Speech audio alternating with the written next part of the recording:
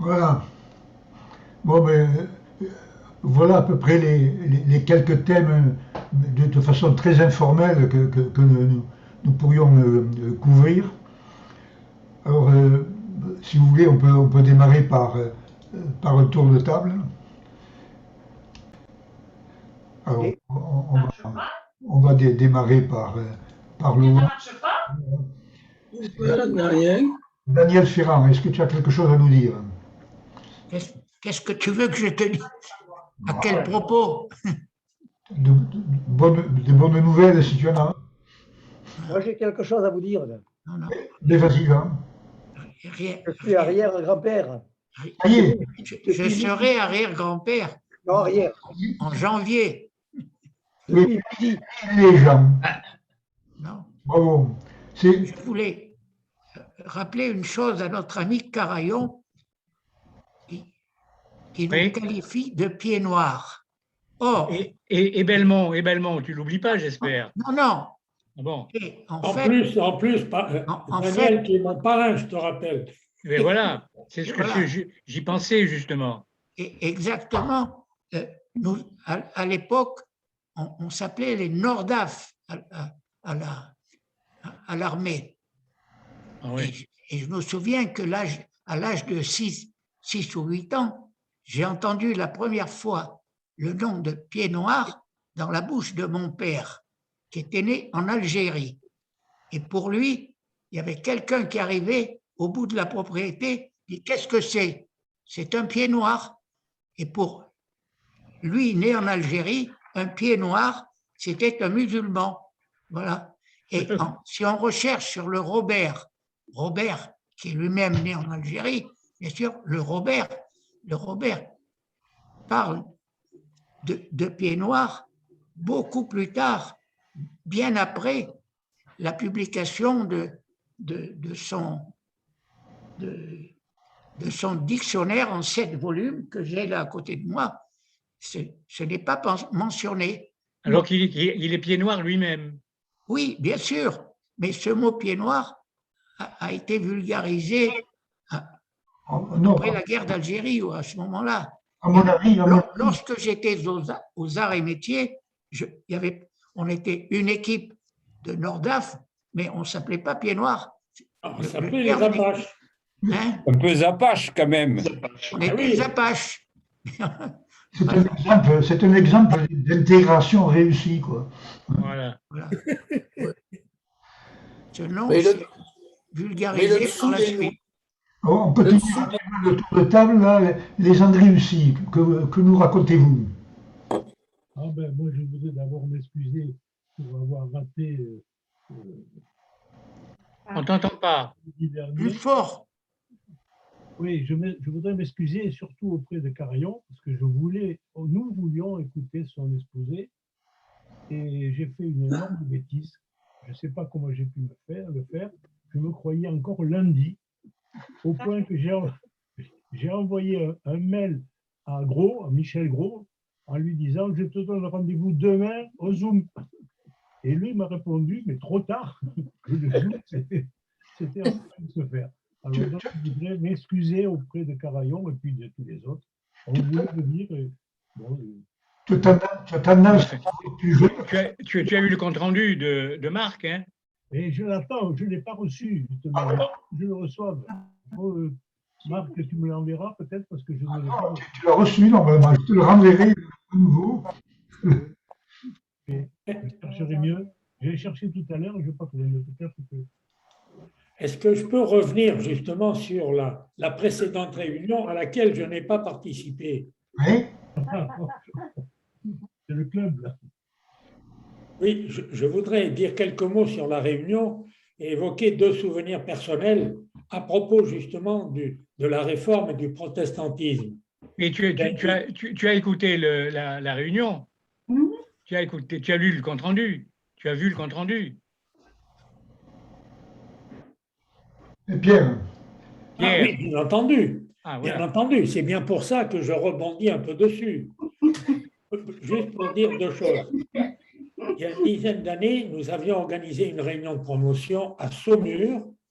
Et là, Jean Carayon nous a fait une brillante conférence sur l'édit de Nantes, le fameux édit de Nantes d'Henri IV, donc, qui a été signé à Nantes, mais qui a été pensé à Saumur, où il y avait une importante université protestante.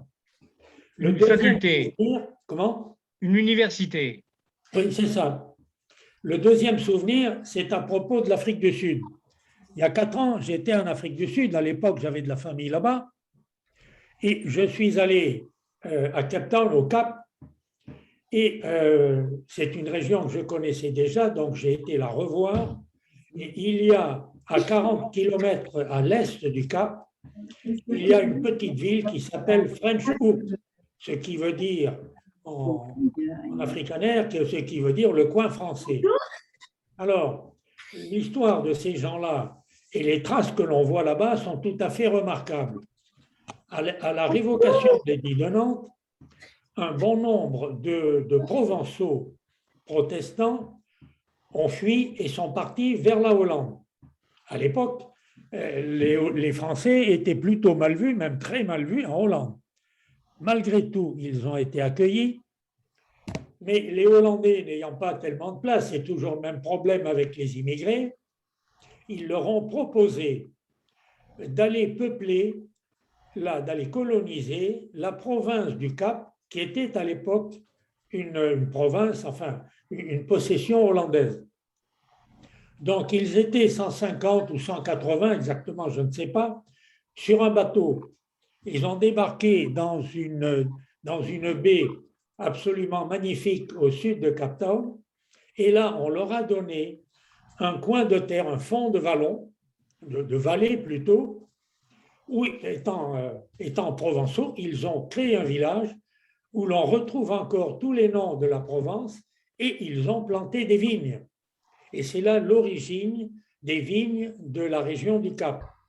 Il y a là-bas un musée, un temple et un musée, et on y voit toute l'histoire de cette révocation de l'édit de Nantes, avec un fac-similé de l'édit de Nantes, un fac-similé de l'édit de tolérance, etc. Et parmi les objets particulièrement touchants, il y a une toute petite Bible imprimée, qui est grande comme la moitié d'un téléphone portable. Hein. Eh bien, cette Bible, elle a été spécialement fabriquée par un imprimeur protestant pour être cachée dans une miche de pain, et c'est comme ça qu'elle a quitté la France.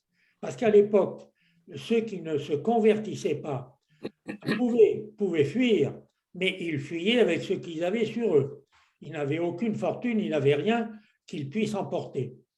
Et aujourd'hui, on trouve tout ça dans ce musée, et il y a un monument sur une placette qui est récente, qui a été inaugurée par Jacques Chirac, il y a à peu près une quarantaine d'années. Et là, comment dirais-je, la présence française est vraiment étonnante, parce que quand on rencontre des gens, là, ils ont une fierté, ils s'expriment si possible un peu en français, et leur rêve à tous, les quelques-uns que j'ai rencontrés, c'était visiter la France, bien entendu, bien que la France les ait fort maltraités à l'époque. Voilà, je ne veux pas occuper plus l'écran. Je m'arrête là. Intéressant. Bravo, très intéressant. Très intéressant. Il y a beaucoup d'ailleurs qui ont réalisé leurs vœux en venant jouer dans l'équipe à rugby de Montpellier. Là. Il y a des flopés de Sud-Africains. C'est pas les mêmes. Moi, je disais que j'ai vu ce musée et j'ai été extrêmement impressionné d'y trouver des cartes des Cévennes, et avec la ville d'Alès marquée A-L-A-I-S, je crois. Et puis j'ai vu effectivement cette mini-bible là, et c'est vraiment impressionnant de trouver ça là-bas. Je ne pensais pas avoir autant de documents français dans ce musée. Tu as eu l'occasion d'y aller toi aussi alors? Oui. Je me permets d'ajouter que cette Bible miniature, il n'y avait pas que les Sud-Africains qui en avaient. Et effectivement, elle circulait en France, et on en a une dans la famille, bien sûr. Ah oui. Qui avait circulé dans la famille. Ah d'accord. Parce que toute ma famille, elle est huguenote, du côté de mon père comme de ma mère. Et je me demande aussi si c'est pas là-bas que j'ai vu une Bible creuse pour cacher un couteau. Oui. Qui, En pour en l'occurrence, fait, celle qui était en Afrique du Sud, ce n'est pas le cas, mais bon. non, non, mais une autre, pour effectivement un Ah prisonnier oui. huguenot qui voulait s'échapper. On continue le tour, là. André Vernier. Ah non, tu as coupé le son, André. Oui, c'est vrai, j'ai coupé le son, mais j'ai rien à dire, c'est normal. Réserve-toi pour tout à l'heure. Pour tout à l'heure, pour tout à l'heure. Moi, j'ai quelque chose à dire. Simplement, bonjour à tout le monde. Je suis arrivé en retard. Bonjour Bob. Ciao. Mais je croyais que Serge devait partir Oui, et parce parler qu'il en faut que je premier. parte, oui. Allez, Oui. on interrompt le tour de table, on va laisser parler Serge. Tu as raison. Moi, André. j'en ai pas pour longtemps. Deux choses. Bon, la première, c'est que je n'ai pas assisté au dernier comité parce que j'avais une super manip régionale en Camargue organisée par notre ami Bernard Vatelet. C'était vraiment une journée délicieuse. Mais j'ai bien sûr reçu les documents du comité, et en particulier le projet de budget, qui est le nerf de la guerre. Et j'ai envoyé mes remarques sur ce projet de budget pour lequel je voterai contre. Pour une raison bien simple, c'est qu'il y a des dépenses inconsidérées en informatique de l'ordre de 500 000 euros par an. Pour tout ça, pour avoir, enfin moi je suis peut-être un peu con, mais j'ai du mal à faire marcher Society là, pour envoyer mes loupettes à... Approche-toi du micro. Comment? Oui, on ne t'entend pas bien. Ah, Et on ne le voit pas bien. Oui, ça va mieux là? Oui. Oui. Oui, Voilà. donc je disais que j'allais voter contre ce budget, on verra ça à l'Assemblée générale, car il y a des projections budgétaires qui sont énormes en informatique, de l'ordre de 500 000 euros par an. Alors qu'à côté de ça, la promotion du métier d'ingénieur, elle est de 15 000 euros. Quoi. Alors, il faut savoir ce qu'on veut. C'est pas normal. D'autant qu'on a dit qu'on allait mettre l'effort pour aller faire la promotion dans les collèges et les lycées. Bref, j'en reviens à ce problème de Haïti. Alors, certes, Thierry Mottas, qui est un dieu de l'informatique, il arrive à bien jongler avec le nouveau système, mais je ne suis pas le seul à gueuler, puisque même notre vice-président Philippe Claret n'y arrive pas non plus. Ce Society est très bizarre. Bref. Mais il n'y a pas que lui, il y a également partout d'autres dépenses cachées, et quand on fait la somme, je vous dis, on arrive à 500 000 euros. L'autre réaction pour laquelle je suis en train d'écrire un mail au délégué général, c'est que je ne sais pas l'engouement que les arts et métiers ont pour ce qu'on appelle la fresque du climat. Alors, la fresque du climat. Ah oui. Alors, cette fresque du climat, moi, j'y ai assisté dans un petit village près de Nîmes, il y a à peu près plus d'un an. Bon, je n'ai pas dit qui j'étais, évidemment, hein. Mais bon, il y avait 35 personnes qui étaient venues un soir dans cette bibliothèque municipale pour assister à cette fresque du climat, qui était animée par 3 consultants qui venaient en TGV de Paris.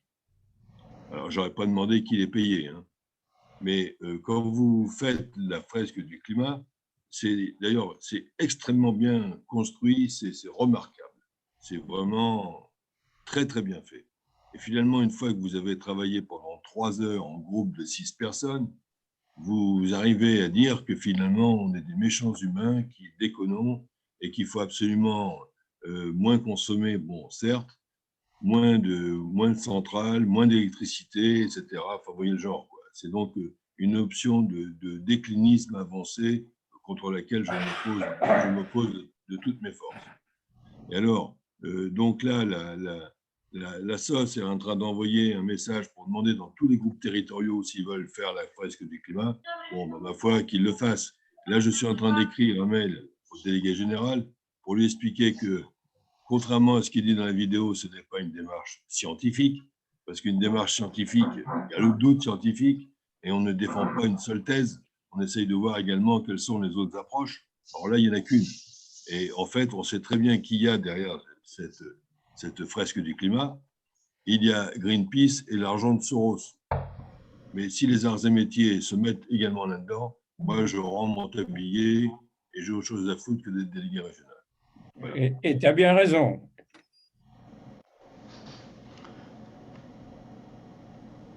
Ça me donne l'occasion quand même de te dire que j'ai vu que l'EDF avait organisé il y a un an une conférence avec Jean-Marc Jancovici. Qu'est-ce que tu en penses de Jancovici? Alors, je le connais très bien. Hum. On a discuté ensemble parce qu'il est de la promotion de l'ancien président de l'ASN, Pierre-Franck Chevet, qui nous faisait chier tous les jours. Alors, Jancovici m'a dit, déjà à l'école, il était comme ça, il regardait ses chaussures. Jancovici est un type brillant qui a été dans les équipes de Nicolas Hulot. Il en est parti pour monter Carbone 4 et puis donc monter une société de consultants qui marche très très fort. Il est entouré de très très gros esprits. Jancovici est, si tu veux, un clairvoyant qui arrivait à aller sur les plateaux de télévision et puis apporter le contre-pouvoir, je dirais, de façon scientifique, d'ingénieur, pour en particulier, on se rappelle la façon avec laquelle il a envoyé sur les roses Corinne Lepage. Je ne sais pas si vous avez vu ce truc-là, vous pouvez le voir sur YouTube, vous n'avez qu'à taper Jancovici et Corinne Lepage, et vous allez voir comment Jancovici a envoyé Corinne Lepage à ses études d'avocat. Il lui a dit, mais attendez, mais vous êtes qui vous êtes qui vous connaissez quoi vous?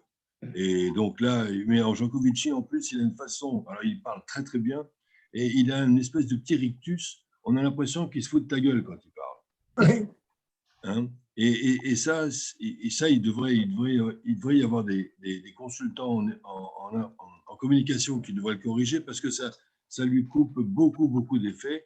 Et comme justement, je dirais que c'est un peu le Zemmour de l'énergie et du climat, il n'est plus tellement invité. On ne le voit plus beaucoup parce que à chaque fois, sur les plateaux télé, il envoie chier tout le monde au bout d'un certain moment. Mais il est remarquable. Alors, il fait des conférences que je vous invite à regarder. Alors, le problème, c'est que c'est très long, ça dure 2 heures, 2 heures et demie. Ce gars est très fort et il a une vision très claire des choses. Alors, lui, le GIEC, il pisse dessus, hein, comme moi. Parce que je vous signale que. Oui, c'est vrai. Oui, mais enfin, moi, je ne suis pas un plateau télé, là, je parle des archis. Hein. Donc, tu me pardonneras mes écarts de langage. Mais bon, par exemple, GIEC, là, c'est le groupe intergouvernemental d'experts pour le climat. C'est la traduction française. Alors qu'en américain, c'est IPCC. Il n'y a pas de mot expert dans IPCC. Hein, c'est International, je ne sais plus quoi, enfin vous verrez. Bon. Donc en fait, les gars du GIEC, ce sont des gars brillants qui font des synthèses, mais qui ne sont pas des scientifiques, ce sont des gens qui font des synthèses. Et le problème, c'est que ces synthèses sont toutes quand même assez tournées dans le même sens, mais elles sont bien faites. Mais ce n'est pas la Bible, comme on va te le dire, pour que nos dirigeants fassent n'importe quoi. Quand on voit que la France, elle donne 6 millions d'euros par an au GIEC sur un total de 14, alors qu'on est le plus faible émetteur de CO2 de l'OCDE, on se fout de la gueule du monde, quoi. Oui, j'ai été étonné. Il vient de faire une conférence à l'ESCP, hein, oui. justement, tout récemment, le 6 septembre. Hein. Donc, c'est tout récent. Il est encore sur les plateaux. Ça a duré 2 heures et demie, sa conférence avec. Non. Mais Jean, non, tu ne m'as pas compris. Alors, je me suis mal exprimé. Je l'ai vu, cette conférence. Quand je parle de plateau, c'est BFM, c'est News. Ah oui, d'accord. Attention. Tu as raison. Attention. Là, par exemple, tu ne le verras jamais sur Arte. Arte, c'est franco-allemand, mais c'est capitaux-allemand à Strasbourg. Et Arte, il est anti-nucléaire comme pas possible, pour pousser le gaz russe et allemand, voyons. Et oui, tu as raison. Non, au contraire, écoute, pour rien te cacher, alors je vais te dire, Jancovici, il m'a promis de venir faire une conférence à Montpellier. Je lui ai dit, moi, si tu viens à Montpellier, je remplis le quorum avec toi, avec tous les gazards de la région et d'autres. Le problème, c'est que j'ai toujours son mail, j'ai son contact, j'ai son 06. Le problème, c'est que le mec, il est surbooké. Il m'a dit, mon vieux, les journées font 24 heures. Oui, je trouve que, par contre, il a une attitude vis-à-vis des climato-sceptiques qui n'est pas aussi scientifique qu'il en donne l'air. Parce que moi, j'aurais bien aimé qu'il discute avec de nos camarades sur la saturation finalement de l'effet de serre. Hein. Il tourne autour, mais il ne répond pas. Et moi, j'ai des copains qui sont polytechniciens comme lui. Alors, il dit, bon, c'est polytechniciens retraités, ils n'ont pas d'intérêt. Bon. Mais finalement, il n'arrive pas à dialoguer avec lui. Hein. Il est fuyant sur ces problèmes et puis plein de saturation de l'effet de serre. Oui, je connais. Il est fuyant et plein de certitudes, oui. Voilà. Mais il est bon, le mec, quand même. Mais sur ceci étant, il est exceptionnel. Ben, bien parce sûr. Il est effectivement pour le nucléaire, il est contre le solaire et l'éolien. Il montre quand même qu'il faut faire qu'il y a des limites auxquelles il faut qu'on pense d'exploitation des ressources finalement mondiales en tout, hein, aussi bien en minerais qu'en produits pétroliers. Donc, non, il tire les sonnettes d'alarme intelligemment, ça c'est clair. Alors, alors moi, je reçois ces documents d'études qui sont faits par tous ces jeunes et brillants ingénieurs qui sont avec lui, ce qu'on appelle le Shift Project. Tu connais ça, non? Non. Shift Project. Bah, si tu veux, j'enverrai des documents à Marc. Là. Tu verras, c'est du lourd. Hein. C'est vraiment du lourd. Hein. Tu vois, c'est des thèmes, par exemple, que la voiture, l'avion, le machin, tu vois, et c'est vraiment du lourd, du très lourd. Et c'est effectivement une bardée de polytechniciens qui travaillent là-dessus, mais c'est vraiment. J'en enverrai à Marc, là, des Shift Project. Tu es à l'Académie des technologies? Comment? Est-ce que tu es à l'Académie des technologies? Non. Il faudrait que tu y sois quand même. Oui, mais tu sais ce que je fais en ce moment, là? Non. Là, je suis revenu sur le Flamanville à la demande du président d'EDF.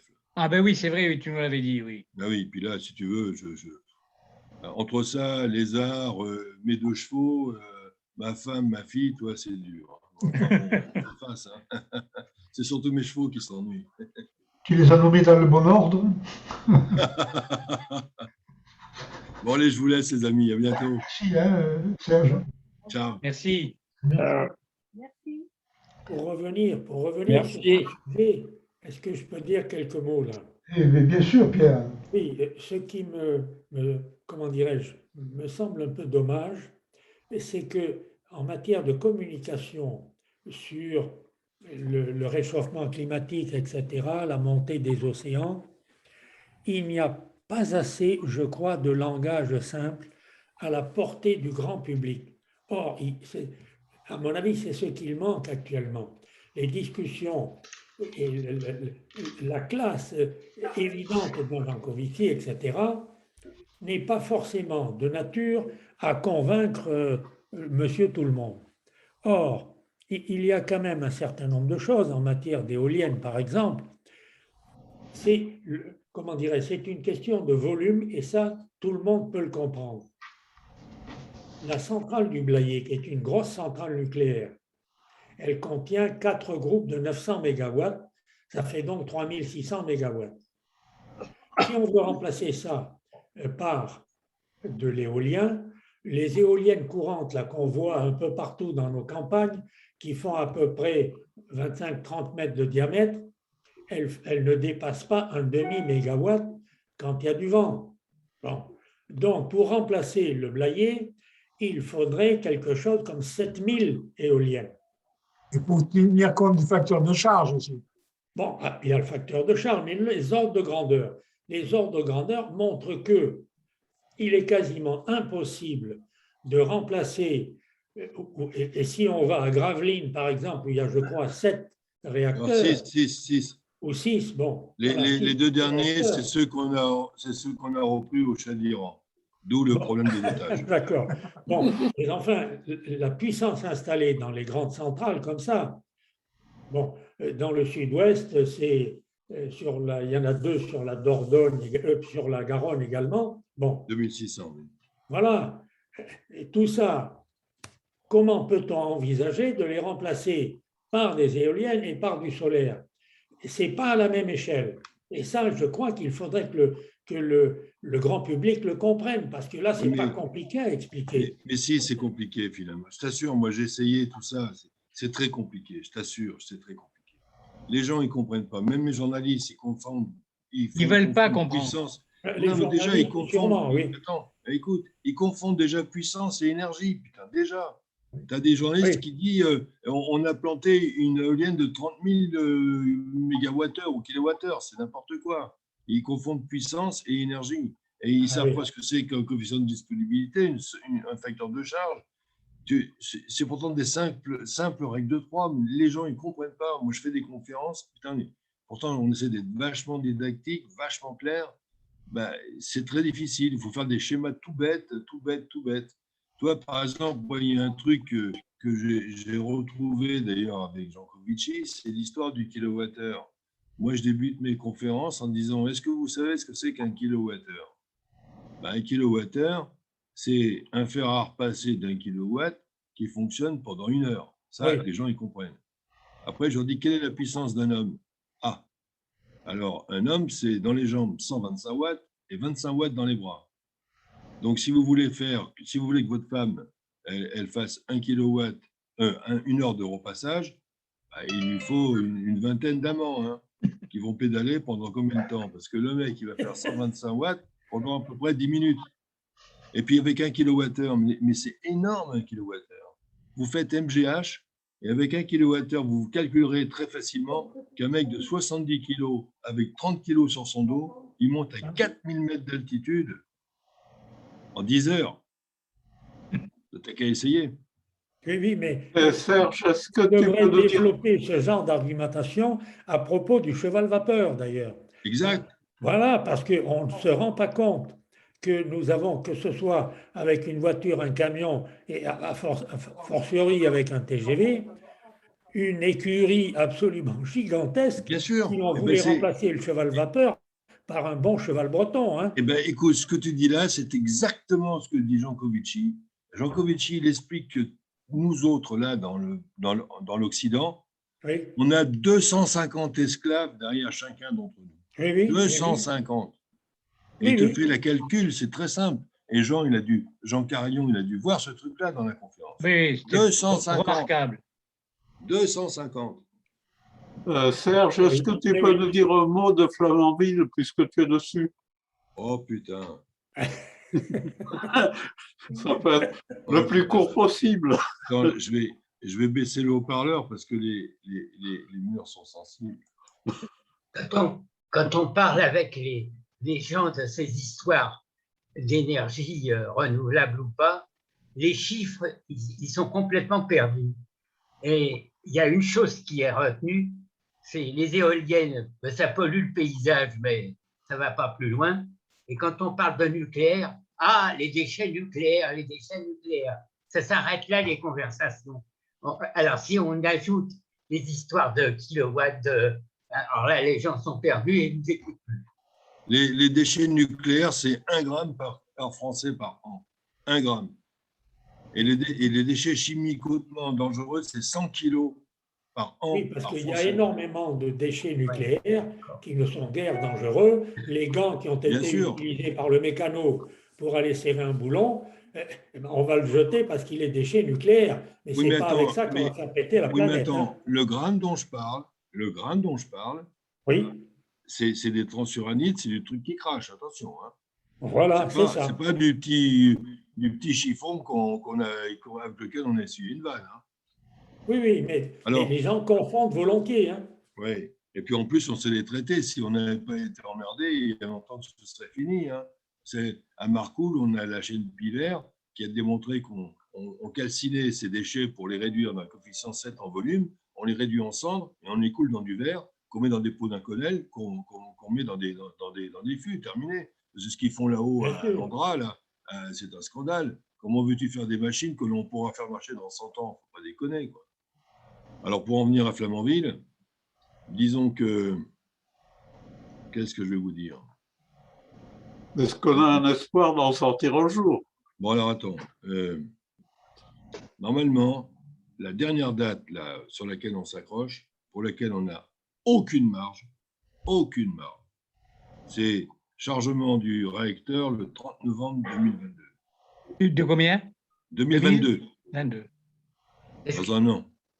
Est-ce qu'il ne faudrait pas une grosse Mais alors, offensive le du côté problème, des médias ou des journaux, de la radio, je ne sais pas quoi, pour provoquer un débat à la façon oui, mais débat attends, il ne s'agit pas, attendez, il s'agit entre les pas, pour et les attends, anti-nucléaires, mais avec un mais non, animateur qui soit neutre. Est-ce que c'est possible pour un peu expliquer au public les tenants et les aboutissants des uns et des autres, et puis après, non, mais écoute, en deux mots,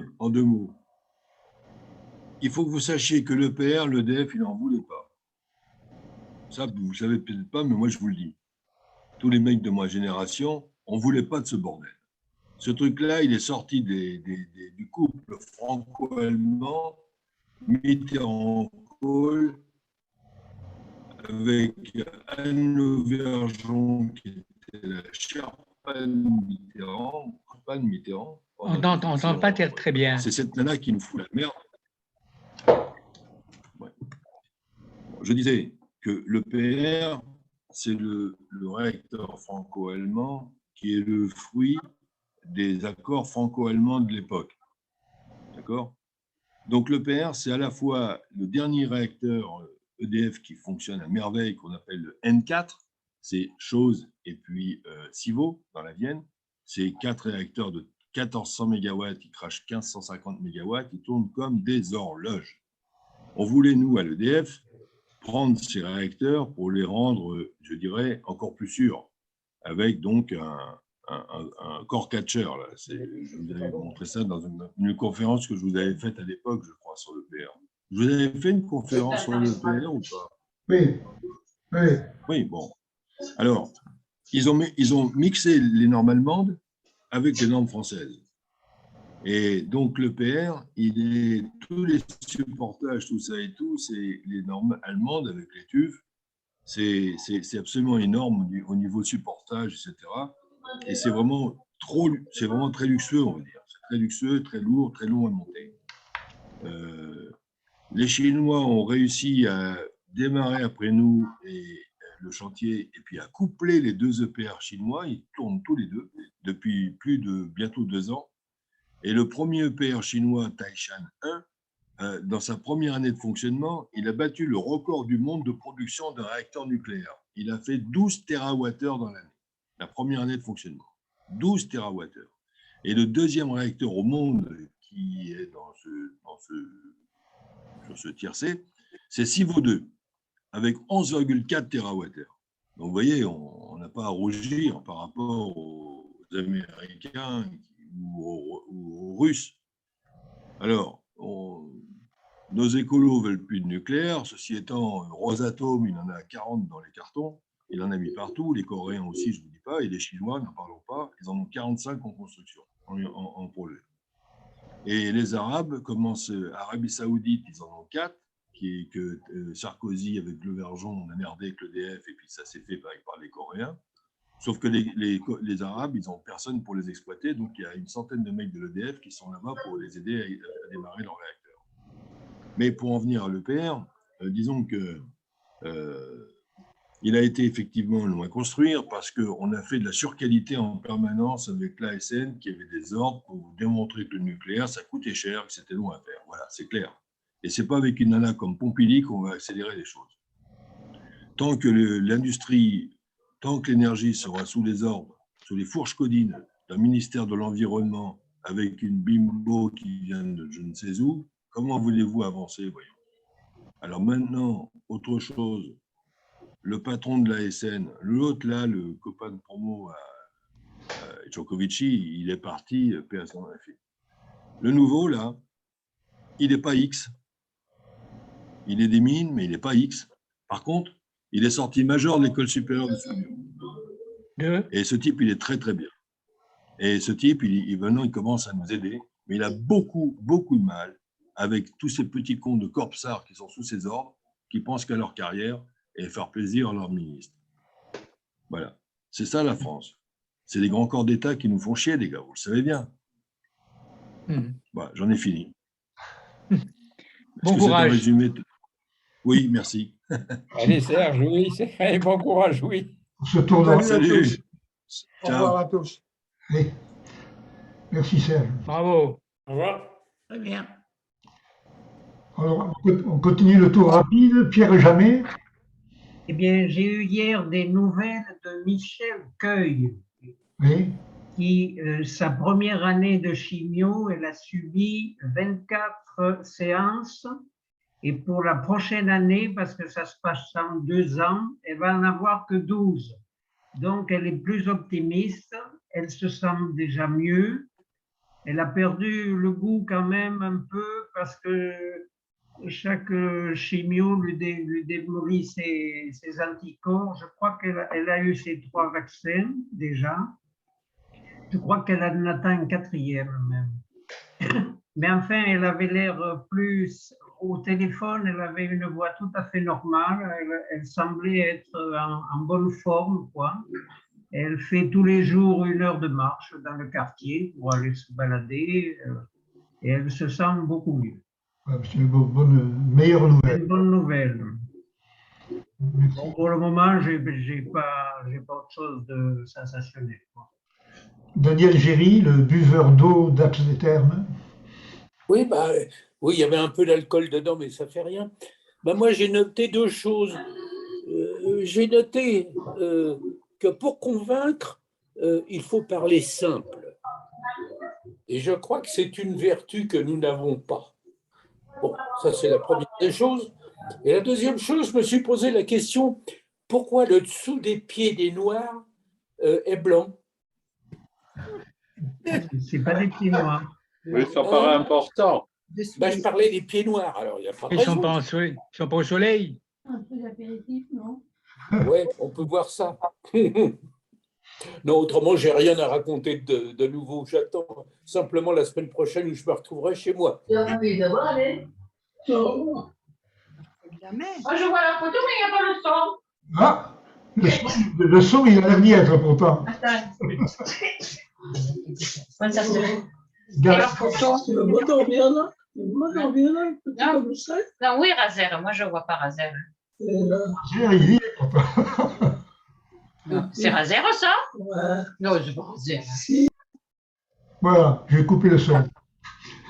Il y a Lucette Bonnet qui est restée plusieurs mois dans le Midi, là, du côté de Perpignan, dans une maison où elle s'est reposée, remonte à la fin du mois, là, bientôt, et on va soit aller la voir, soit qu'elle vienne chez nous pour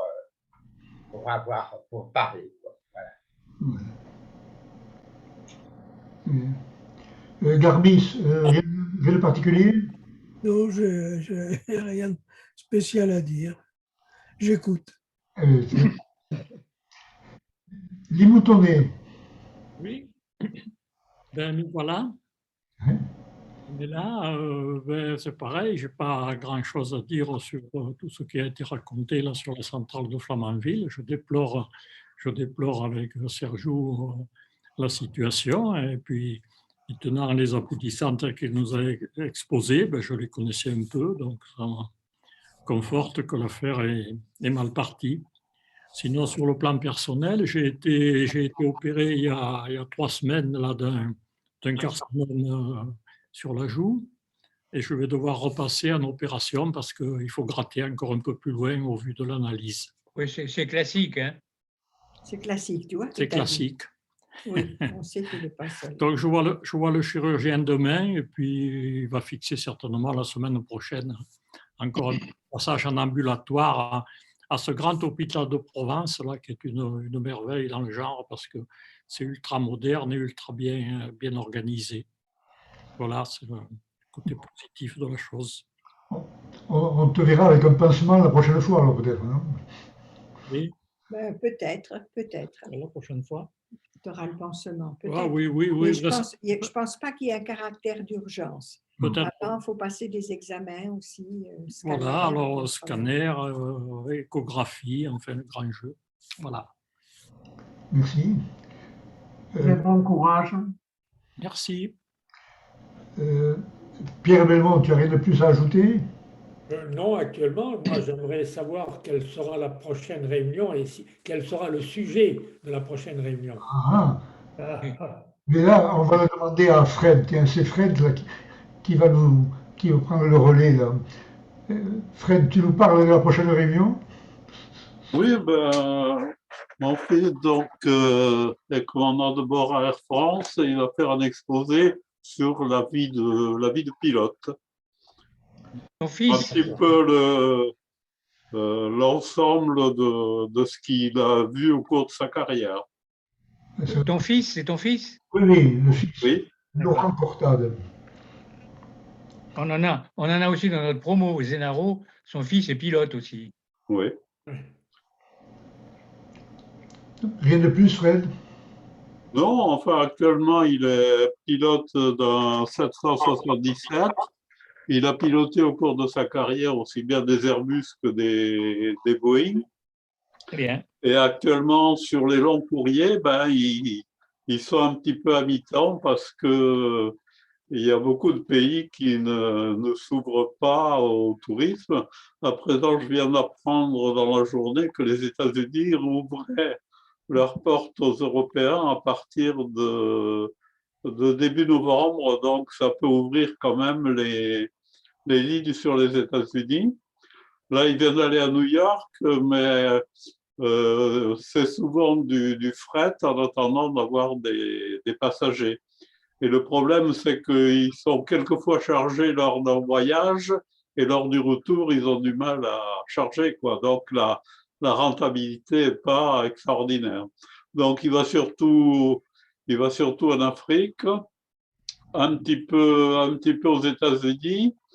Il est allé aussi aux Antilles. Ben, c'est lui qui pilotait l'avion qui a amené un paquet de soignants aux Antilles quand il y a eu besoin de renfort. Donc, il vous racontera ça. Tu commences sa conférence là, hein? Oui, on arrive au mieux que tu t'arrêtes. Jean Carayon? Oui. Oui, bon, moi j'ai.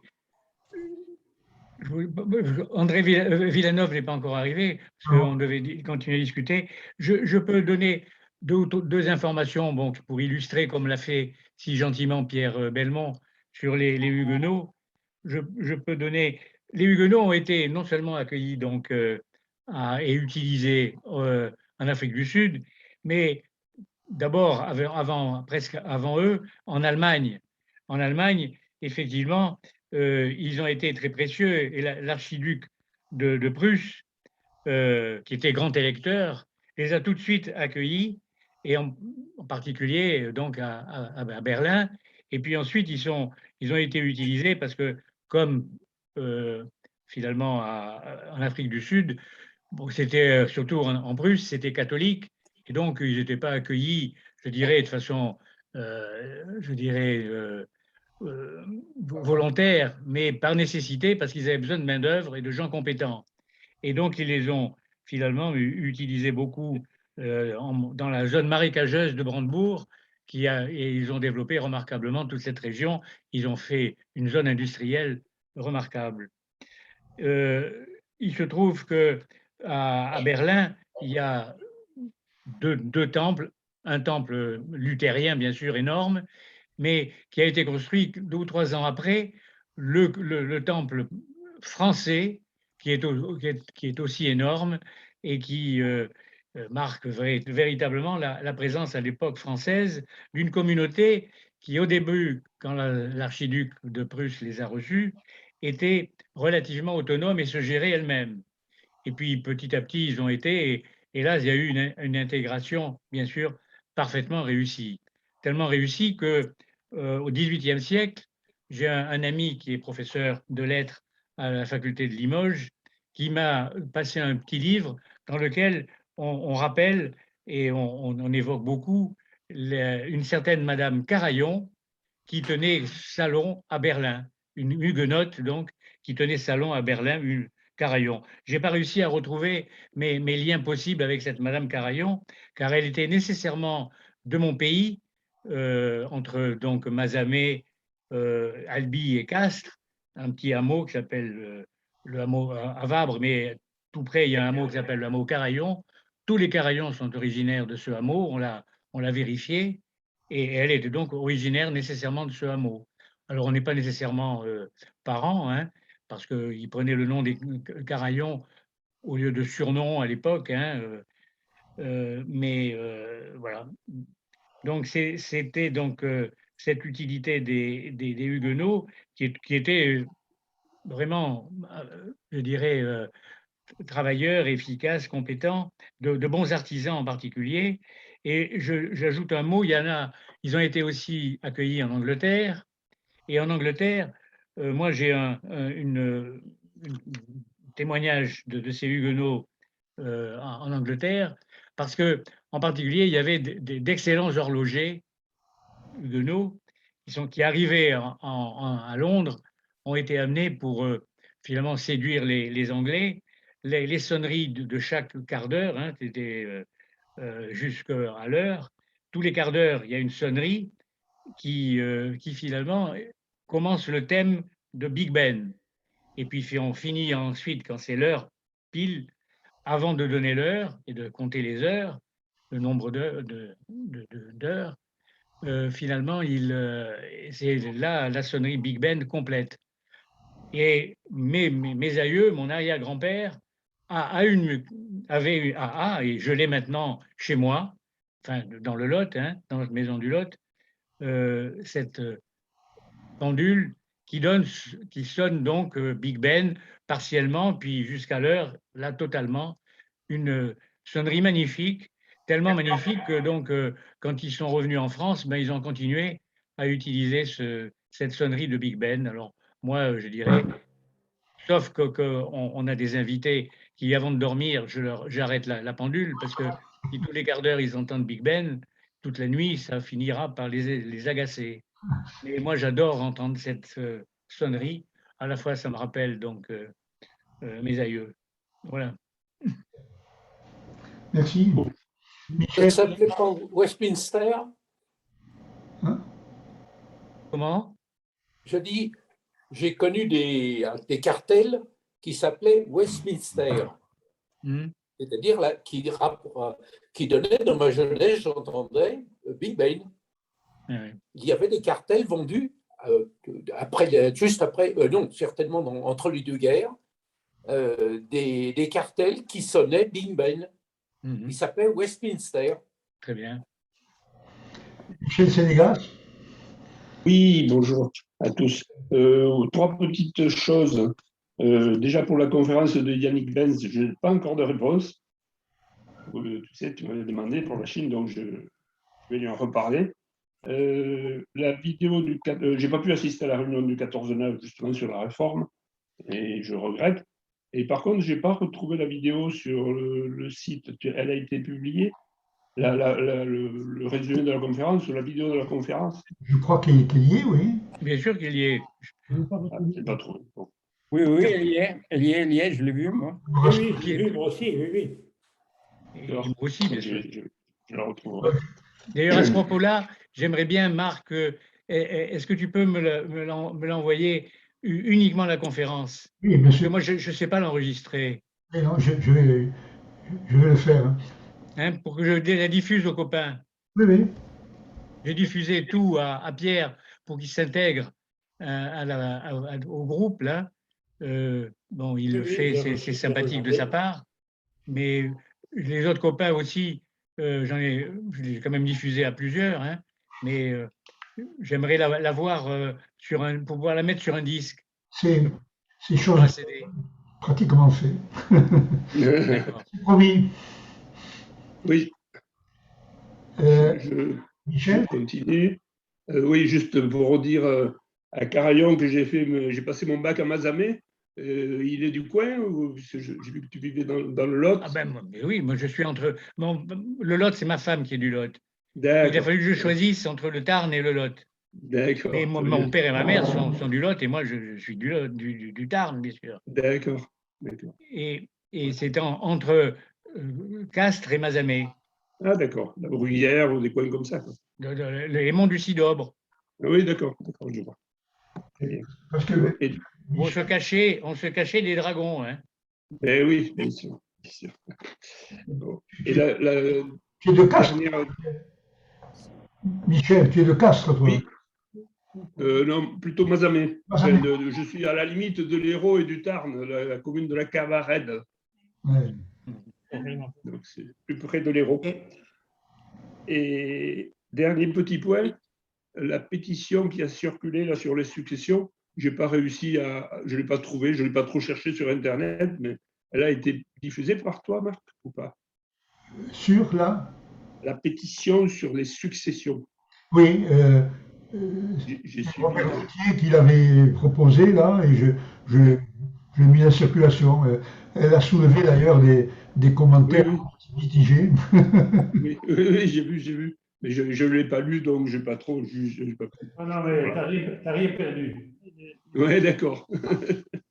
Merci. Voilà, c'est tout pour moi. Merci. Les chansons, Jean, à part d'être arrière-grand-père. Eh bien oui. Alors, je ne serai pas là la semaine prochaine. Parce qu'effectivement, je serai à Nantes chez la petite fille. Et comment elle s'appelle? Romy. Comme Romy Schneider. Très bien. Avec le grec. Très bien. Je voulais dire à Carayon aussi que nous avions un directeur à l'aérospatiale. Oui. Appelé Carayon. Fernand Carayon. Fernand Carayon. Et son fils était aux arts et métiers et il s'est noyé en Corse. Et oui. Et il a deux fils. Enfin, il a deux fils qui, tous les deux, ont été gazards. Il y en a un qui s'est noyé en Corse. Et l'autre, bon, je ne l'ai pas connu, celui qui s'est noyé en Corse, mais j'ai connu par contre l'autre fils. Et puis Bernard et Fernand Carayon, alors là, parfaitement bien. D'autant qu'on avait un de nos camarades de promo qui a été son adjoint et qui l'a remplacé ensuite comme directeur du site à l'aérospatiale. C'est Douce. Ça s'écrit pareil. Douce a remplacé donc Fernand Carayon. Douce.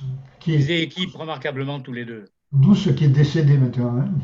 Douce est décédé, mais sa femme Nicole fait partie de la promo, très très sympa. Je voulais dire que j'ai apprécié ce que nous a envoyé André Sauze sur les dernières manifestations et la rentrée à l'école, au campus d'Aix, hein, à Cayenne. Hein. C'est remarquable ce qu'il nous a transmis. Je ne sais pas si vous l'avez regardé. Tu l'as vu, bien sûr, Marc, toi. Je le mettrai en circulation. Mais tu l'as mis en circulation. Il l'a envoyé à tout le monde, non? Je ne suis pas sûr. Ah bon? Non. Qu'il a envoyé qu'à quelques-uns, alors? Nous l'avons reçu, je crois, par Bob. Tu parles de la petite revue qu'il nous a envoyée?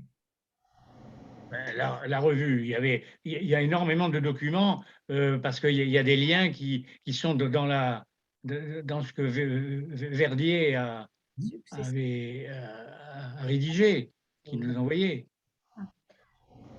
C'est pas toi, d'ailleurs. Oui, non, mais moi j'ai reçu le truc de Sauze et il y a une espèce de revue où on voit les gars, les jeunes en train de peindre des grilles. Oui, mais on voit ça.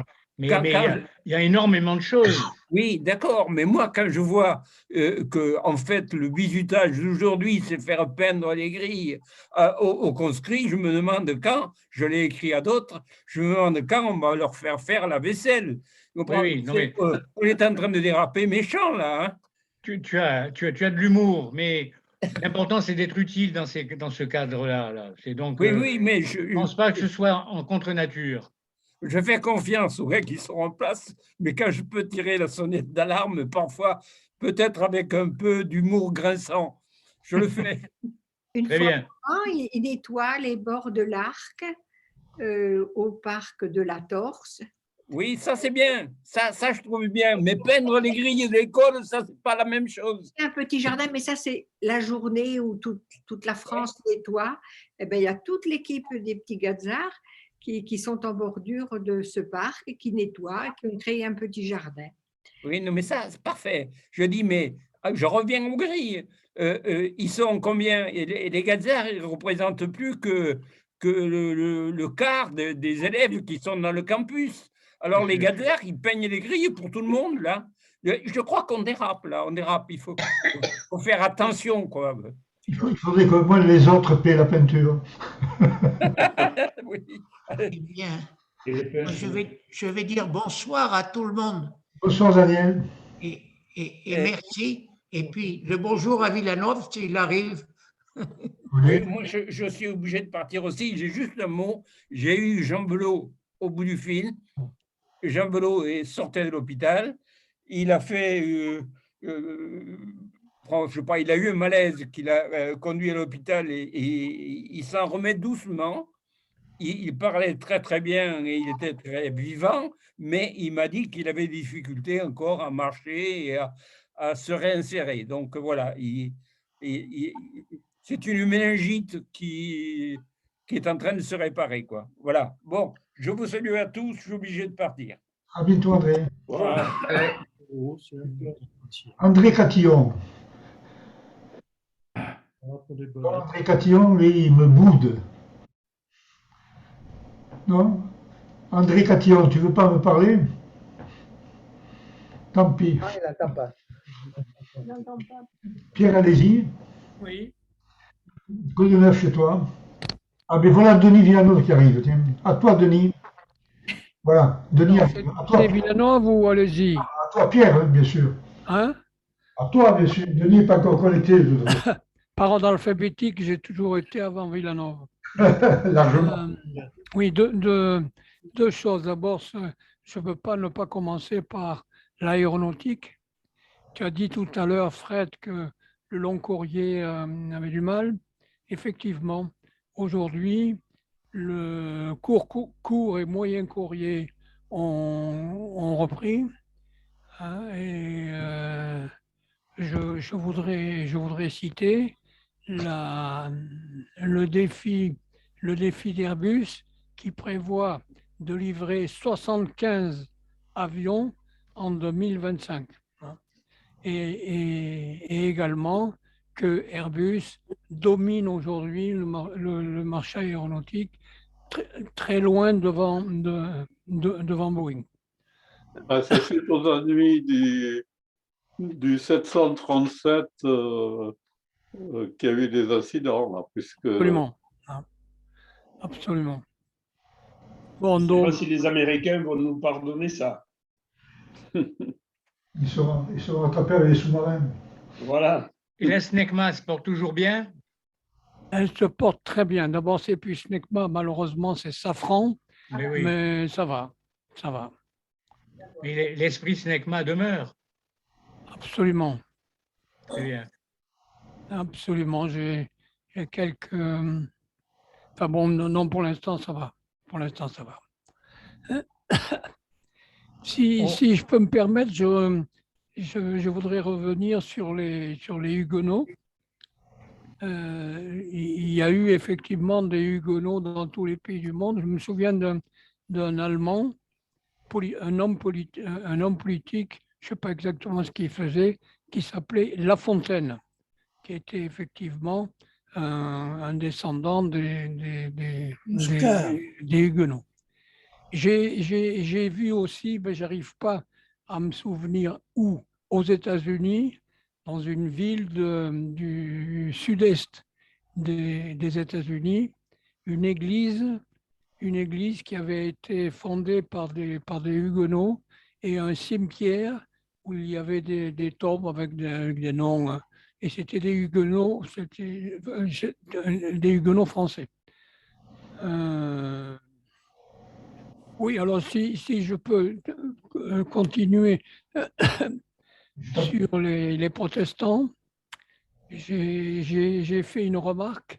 Marc Raser m'a envoyé au plot.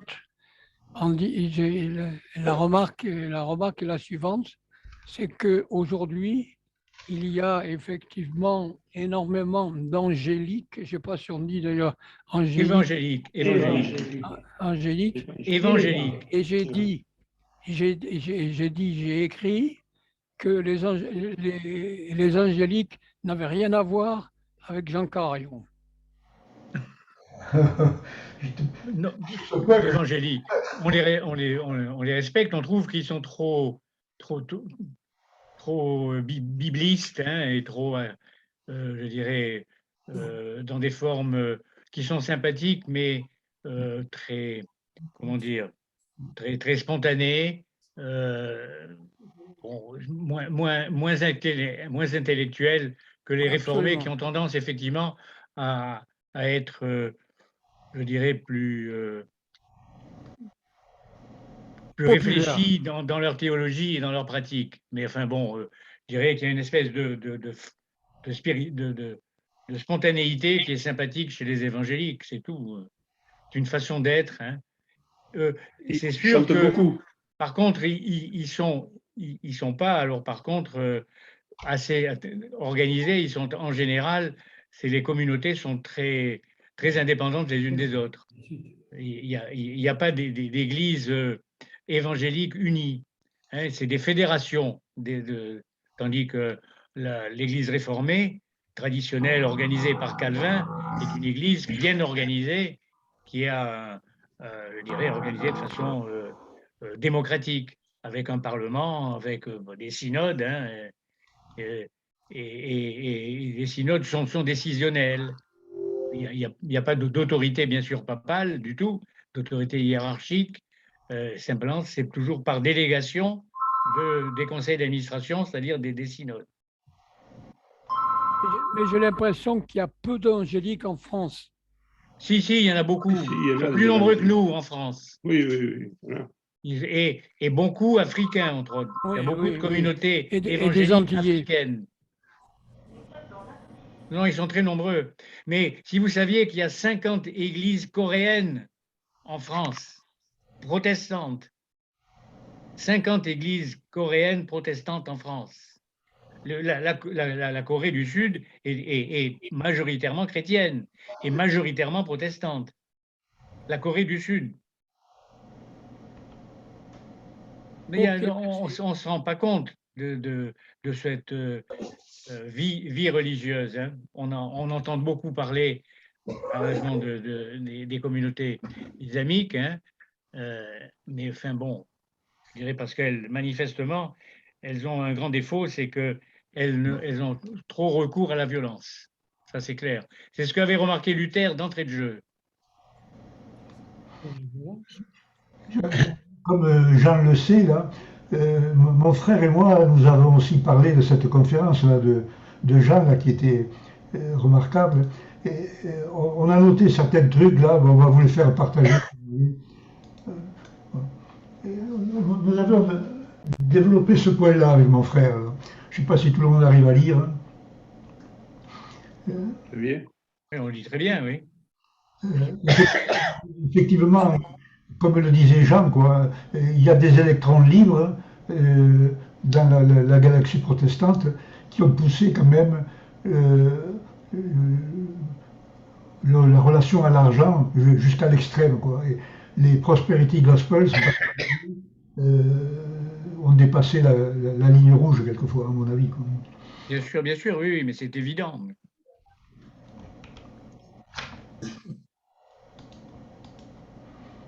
Il y a aussi le poids de la hiérarchie. Je ne sais pas si, Jean, tu peux... Oui, non, là, je pense que c'est ça, là, je dirais, la grande différence entre le catholicisme et le protestantisme, c'est la conception qu'on a de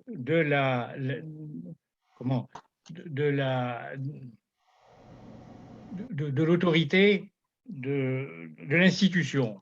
Est-ce que l'institution, je l'ai dit de façon, je dirais pour résumer, est-ce que l'institution est du domaine du bene esse, du bien-être, de ce qui est logique et nécessaire dans l'organisation, ou est-ce qu'elle est du domaine de l'essai, c'est-à-dire elle a son essence propre, est-ce qu'elle est normative? Et ça, c'est la grande différence. Le protestantisme considère que l'Église reste humaine et elle n'a pas à se considérer comme normative. La volonté de Dieu, on l'a à travers les Écritures et c'est tout. En dehors de ça, le reste, ça reste totalement humain. Et même l'Écriture, je dirais, au fond, les apôtres, ils étaient mieux inspirés que d'autres, mais eux aussi ont été des transmetteurs. C'est les paroles du Christ. On peut espérer qu'en général, elles ont été reproduites de façon authentique, mais enfin, là aussi. Donc, l'important, c'est de garder une certaine distance, y compris vis-à-vis de la Bible, d'ailleurs. Hein, c'est pour ça qu'il y a toute une tradition d'analyse de la Bible à travers le temps, en sachant qu'il faut prendre les textes, en sachant à quel moment ça a été donné, dans quelles conditions, pourquoi, dans quel but. Et ça, cette analyse, c'est le travail des théologiens qui se mettent en général tous d'accord actuellement, y compris avec pour que c'est la Bible en entière, Ancien Testament comme Nouveau Testament. Il y a tout un travail remarquable qui est fait entre catholiques, juifs et réformés et orthodoxes, hein, pas de problème. C'est vraiment des travaux remarquables qui sont faits pour essayer effectivement de faire que l'interprétation qui est faite des textes est maintenant aussi intelligente que possible. Mais la religion aux États-Unis, on ne peut pas faire des comparaisons avec l'Europe et très particulièrement avec la France. Aux États-Unis, les religions sont multiples, elles sont véritablement en concurrence. Ce sont des boutiques commerciales, si je puis dire. Quand on va à la messe, par exemple, aux États-Unis, le dimanche, bon, on ne donne pas une pièce ou un billet de $1. Bien souvent, celui qui vient faire la quête, bon, eh bien, il passe avec la machine pour prendre l'argent avec la carte bleue. Hein. Ça se fait aussi. Oui, c'est tout à fait différent. Ça se fait en France. D'autre part, comme ils sont en concurrence, celui qui est en chair, quelle que soit la religion, eh bien, il fait un véritable show. Il ne se contente pas d'un simple prêche. Et comme il y a beaucoup plus de liberté dans ces différentes religions, voire sectes que nous n'avons par exemple en France, eh bien, c'est parfois très amusant. Il n'est pas rare de voir un curé, je parle bien, mais y compris de la religion catholique, se faire applaudir, par exemple. Ce qui est tout à fait surprenant quand on connaît un petit peu la religion telle qu'elle se pratique en France. Oui, en Europe. Il y a Françoise Moutonnet qui dit qu'en France aussi, on fait la quête avec une machine à carte bancaire. Oui, c'est vrai, à la cathédrale. Oui, à Aix. Oui, à Aix, à la cathédrale. Ah ben alors, c'est assez nouveau, je ne l'avais pas vu, effectivement. Une machine à contact. Voilà, à la cathédrale, on peut payer comme ça. Enfin, donner. Pas payer, donner. De même qu'on applaudit également. Bon, ben ça évolue. Ça évolue bien. On continue. À Notre-Dame, on a applaudi Johnny Hallyday. Il nous a rejoint une l'arrière-grand-mère de Romy nous a rejoint. Un grand bonheur. Romy est arrivé à 12h30. Bravo. Félicitations de la lignée. Les gras qu'ils ont fermé le micro, mais peut-être vont-ils le réactiver et nous dire 2 mots. Surtout qu'on ne les a pas vus de quelque temps, là, Odette était absente. Hein? Tu ne veux pas nous parler, Odette, hein? Oh. Tant pis pour nous. Pendant que tu cherches le micro, je passe le relais à Jean-Claude Larounès. Oui, c'est bien gentil, mais je n'ai rien à vous raconter, de particulier, du moins. Tu manques d'imagination. Non, mais quand je vous écoute, là, je pense souvent, quand vous parlez de la Bible, je pense souvent à Spinoza. Ayez lire un peu Spinoza, vous verrez la façon dont il perçoit la Bible. Il était de quelle promo? Hein? Non, rien, je n'ai rien à raconter de particulier.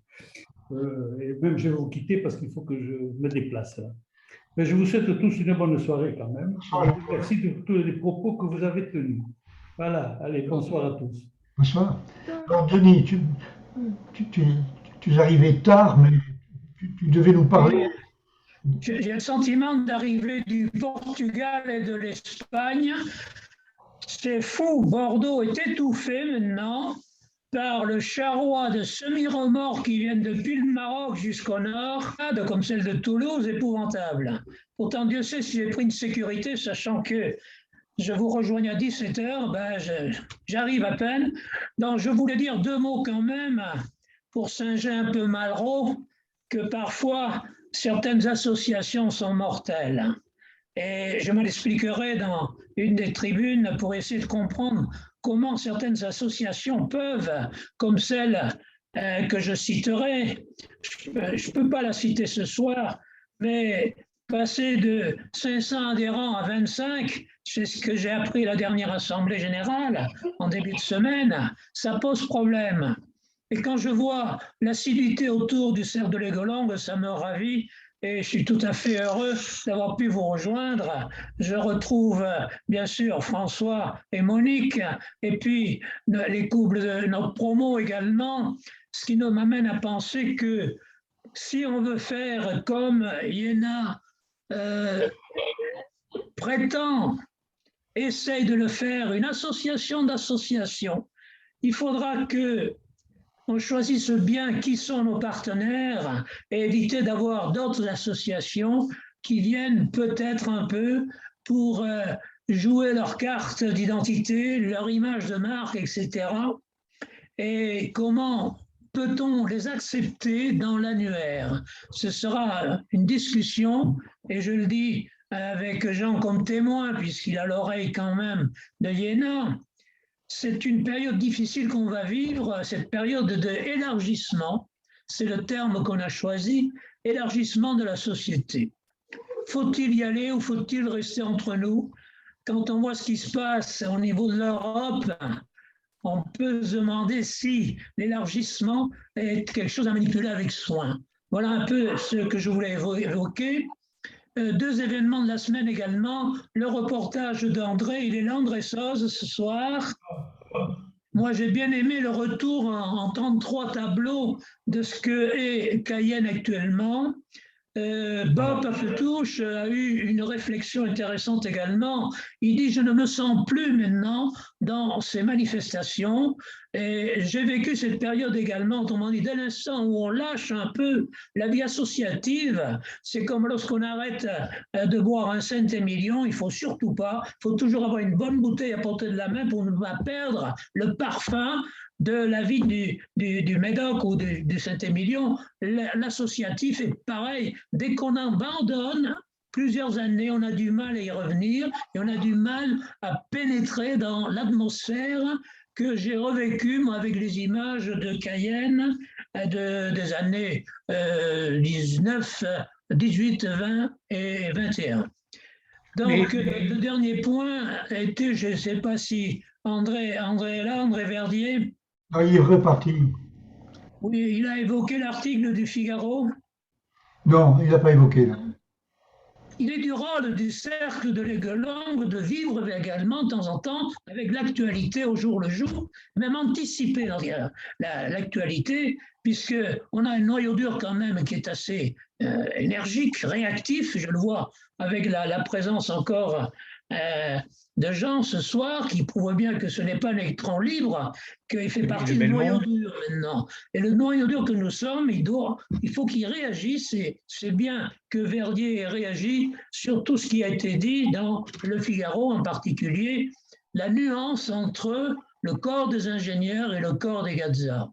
Et rappeler l'anecdote que j'avais déjà soulignée, lorsqu'un grand patron d'IBM me demandait de recruter un ingénieur, et que quelque part je lui ai présenté un ingénieur, il m'a dit « mais c'est pas ça, t'as rien compris, c'est un Gazza que je veux ». Voilà. Donc, il faut aller dans ce sens. Voilà. Le dernier point, c'est la tribune réservée aux épouses, et je vois Madame Moutonnet là, qui s'est portée volontaire. Comme je suis responsable de garnir les cases l'année prochaine, Madame Moutonnet, je vous réserve une case pour la condition féminine dans les associations comme la nôtre. Est-ce qu'on vous oublie? Est-ce qu'on vous honore? Est-ce qu'on pense à vous? Etc. etc. C'est d'autant plus vrai qu'on va arriver maintenant une génération de Gazaret, qui n'est pas de notre époque. Alors maintenant que je vous ai dans l'écran, là, tous les deux, un mardi de 2022, attendez-vous à monter sur l'estrade. Promis? Pas tout à fait. Affaire à suivre, là. Denis parlait de la réflexion de Bob Aftouche. La voici. Arrivez à le lire?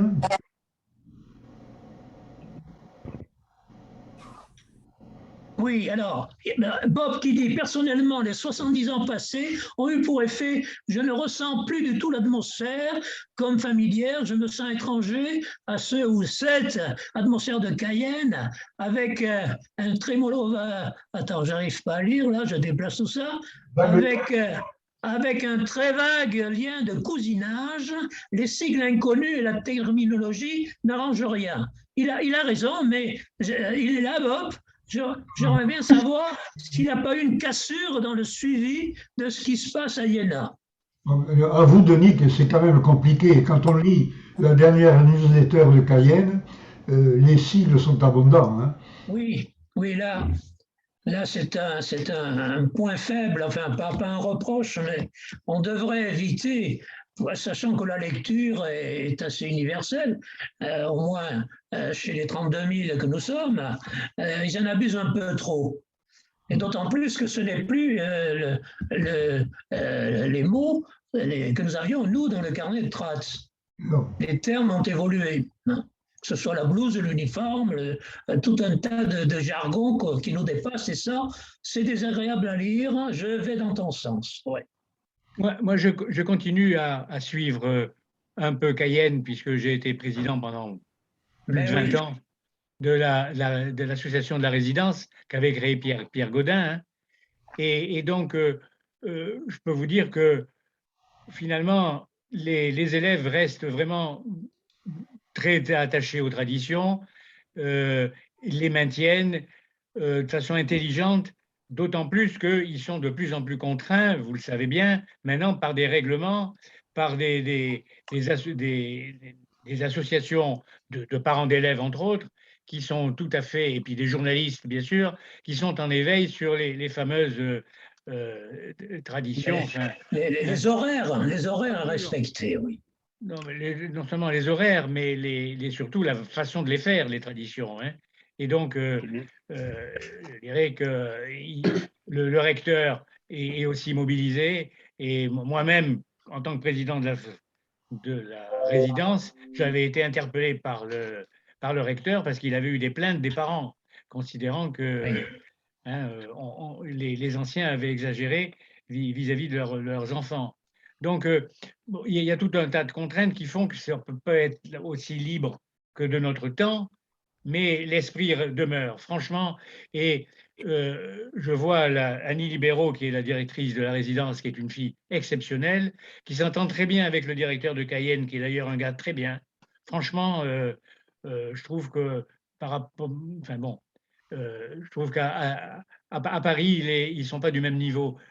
Mais enfin bon, c'est différent. Admettons.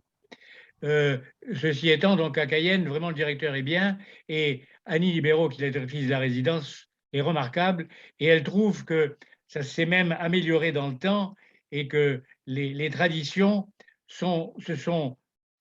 lui ont apporté beaucoup dans la qualité de maintien en état de la résidence.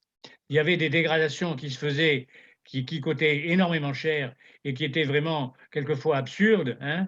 On a le droit de s'amuser, mais détruire de façon stupide par moment, hein, comme on l'a eu fait nous-mêmes d'ailleurs, hein, faut le dire. Maintenant, c'est plus toléré, mais malheureusement, ça arrivait toujours. Et donc là, dans les traditions, il y a un type de comportement qu'il faut louer. Tout à fait. Qui se maintient d'année en année. On a supprimé les humiliations et ça, c'était très mal vécu. Maintenant, on cite Cayenne, toi et moi, et c'est vrai que quand on regarde, je vois ce qui se passe dans d'autres tabacs, dans d'autres écoles, Cayenne est pas loin d'être un modèle, et je l'attribue un peu au fait que quand tu regardes cette ville d'Aix, il n'y a qu'une école d'ingénieurs, alors qu'à Bordeaux, il y en a une quinzaine. Donc, ce n'est pas le même environnement et la population nous perçoit mieux à Aix que dans d'autres. Tu vas me dire, à Cluny, il n'y a que les arts, mais c'est un peu particulier, Cluny. Il y a toute la tradition des bistrots locaux aussi. Mais Aix a toujours eu un côté culturel un peu différent des autres. Et quand je vois Angers, c'est pareil. Non, mais tu as raison, Denis. En plus, il y a des femmes maintenant qui sont des filles Gazaret, hein, et il y a plusieurs fois où elles ont été finalement au comité, hein, et responsables du comité à Cayenne. Et elles ont beaucoup apporté, franchement. Oui. Et ce qu'on peut dire également de toi à moi, c'est que je n'ai pas eu vent, moi, de problèmes qui touchent la sexualité, entre guillemets, aux arts dans nos écoles d'art, à comparer à Sciences Po, à d'autres grandes institutions où, quelque part, les mélanges sont, je dirais, forcés parfois, mais matière courante, quoi. Et par contre, il y a eu des problèmes de drogue, hein.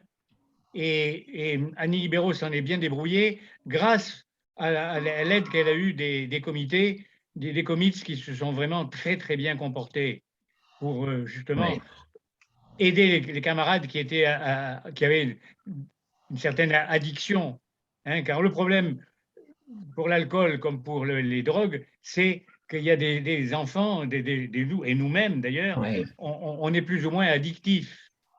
Et donc, un autre paramètre qu'il faut savoir se soigner. Un autre paramètre, c'est que le meilleur antipoison de la drogue, c'est le sport. Et à Aix, on a, avec l'UAI, puissante comme on l'a connue, avec à l'époque un président qui était Daumier, hein, mais quelque part, la forme passait par l'idée qu'il fallait abandonner la cigarette, le verre de pastis, je me souviens, on s'était mis au lait grenadine à l'époque, chez Joseph, le petit bar du coin, là. Il ne doit plus exister maintenant. On buvait du lait grenadine pour être en forme. Maintenant, ils boivent des saloperies de vodka avec du je ne sais trop quoi, de l'huile de perrin-pimpin, et ils se cassent la santé. Oui. Général, hein, je ne dis pas les Rosards. En tout cas, j'ai compris que Jean Carayon, tu étais en faveur de faire repeindre les grilles par les conscrits, quoi. Oui, parce que c'est les grilles en plus de la résidence. Ah bon, ça va alors. C'est pas les grilles qu'on sautait, quoi, ça venait d'autres. Ça n'a pas eu une adhésion totale, ce tableau, c'est vrai, mais quand on regarde la finalité, finalement, c'est une des parties de cohésion, parce que qu'est-ce qu'on attend des trades, c'est une cohésion, une fraternité, une entraide, quoi. Et là, jouer du pinceau sur les ferrailles qu'on a sauté, nous, à 3 heures du matin, moi, ça me fait chaud au cœur. Oui.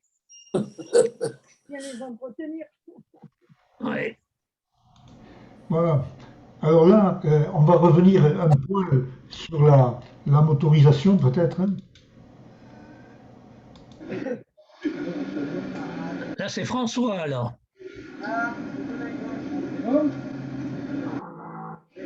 Bien. Allez, le roi et la princesse. Voilà.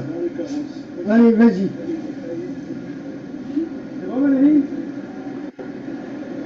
Ah ouais? Attends. Tu comptes conclure, Marc, non? Non, mais vous la voyez, la vidéo? On ne voit pas, non. On voit rien. On voit rien. Je croyais que vous pourriez la voir. Je vous l'enverrai. Bon, écoutez, on a eu une discussion à bâton rompu riche, je crois, aujourd'hui. Beaucoup de thèmes ont été abordés. Tout le monde s'est exprimé, sauf les grades, bien sûr, qui n'ont pas ouvert leur micro. Mais, Odette, c'est un combat perdu, le micro. Voilà. Tu dois voir une icône en bas à gauche qui représente un micro barré de rouge. Il faudrait que tu cliques dessus.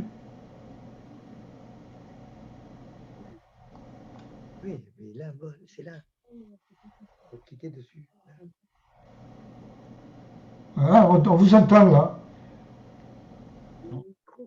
C'est pas celui-là. Voilà. Parlez un peu plus fort, on vous entend. Non, non. Oui, le micro est pas. Bon, vous nous l'écrirez alors, ce que vous vouliez nous dire. Allez, bonsoir les amis, à tous, merci. Merci Marc et bravo. Hein.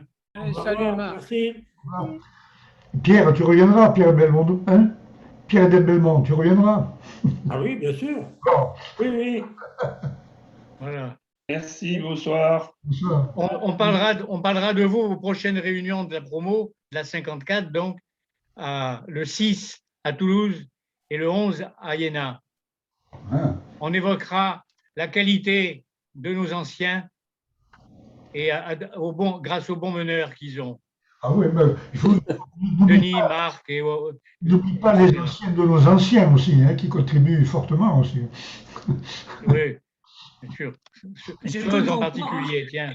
Jean, j'ai cru comprendre que c'était François qui serait au fourneau, alors. François Junca. Alors, François nous invite effectivement à Toulouse le 6, chez lui, alors qu'à Iéna, là, on va lui amener une bouteille de champagne à chacun à Toulouse, hein. Mais par contre, à Iéna, là, il faudra payer. Là. Bien, ben tu transmettras le bon souvenir de la 152. Ah oui. La promo marraine. Honorable. François Junca était notre meuteux. Hein. Et il a été formidable. Franchement, il a été un président de la TECOR exceptionnel. Et tu sais que c'est un tarbé. Comment?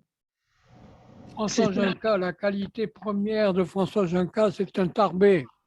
Ah, et si tu montes un peu plus haut, Pierre, c'est un Catalan également, de Barcelone. C'est un réfugié espagnol aussi. Oui. Il a vécu la remontada. Ouais. Oui. Il a fait une belle remontada à la TECOR, en tout cas, oui. Bravo. Oui. Il est un peu déçu d'ailleurs de l'évolution, hein, par un fonds américain. Mais oui. Bien. Bonne soirée, les amis. Bonne soirée.